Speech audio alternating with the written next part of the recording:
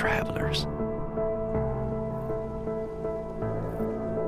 going miles through mud and muck.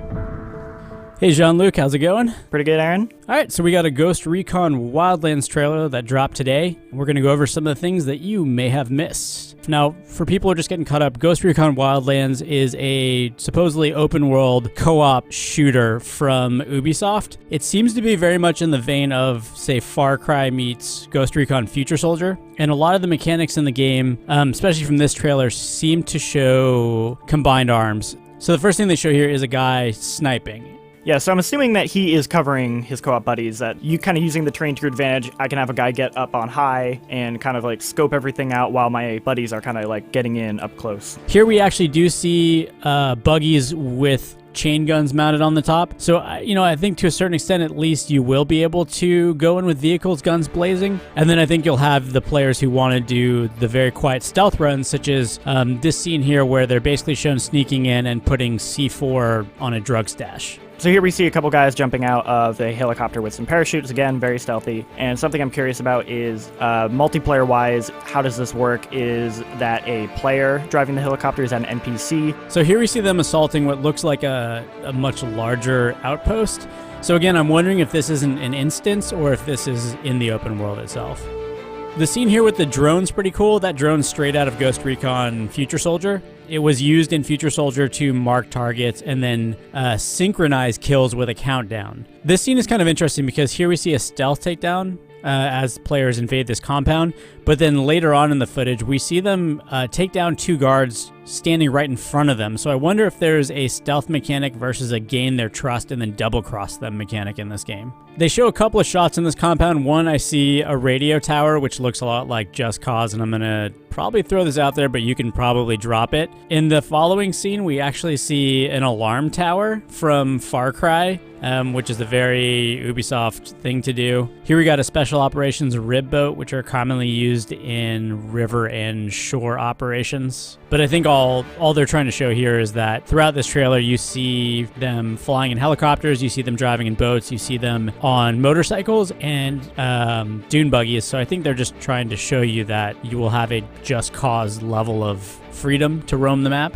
Yeah, so we're showing a lot of vehicles sort of like driving away, chase sequences, and I wonder if is there going to be an emphasis on, okay, you blew up the drugs, now you have to flee and sort of like an escape sequence, which could be a lot of fun if you get chased and if you go loud and then you have to get away and you're getting chased by the cartels. Again, a lot of the fun from this game I think will come from doing it with your friends and having the co-op ability. And something we haven't mentioned yet is that they've shown a really good variety of locations in this trailer. I don't know if it's one map or if it's multiple maps, like Metal Gear Solid 5, where maybe you're going to different locations. We see a number of guns in this trailer too. So here you can see an Acr Assault Rifle, which is basically an assault rifle that was designed to swap out barrels and chamber different rounds. You could customize it for the range, which actually fits into the Ghost Recon weapon customization theme that a lot of these games have. So I'm assuming this is one of those guns you can probably swap out in the field. This is clearly not stealth. They're actually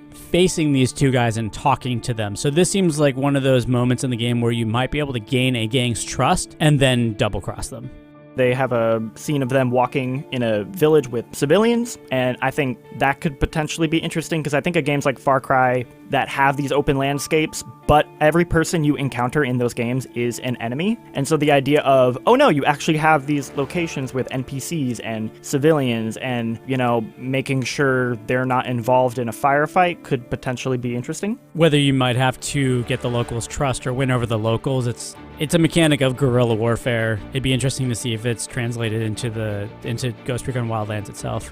This is my favorite shot of this entire trailer just because of the Cobra helicopter. I'm really curious at this stage if what this shot is implying is that players can come in on vehicles. All four, I'm assuming it's 4 players, can all come in on vehicles. So I can actually have somebody flying a helicopter, somebody driving on a motorcycle, and somebody in a buggy. Because that would be really interesting if this game turned into a combined arms style game where you could actually go at objectives with a combination of vehicles and snipers and, people on the ground shooting. Just in terms of gameplay, that's very exciting to me. That leaves me worried about if I'm playing single player, how much of this cool stuff do I actually get to do? Because it's like, well, I'm by myself, so I can't drive all these vehicles at once. You know, like, is it still going to have like that cool impact to it? But then also, presumably it'll have matchmaking. Is that something I'm going to want to do if I have these random people in my group? Like, can we effectively actually coordinate a strategy, or is it going to just sort of be like mass chaos? And like, well, we technically did it, but, you know, like the guy just drove the helicopter into the ground and it exploded, and then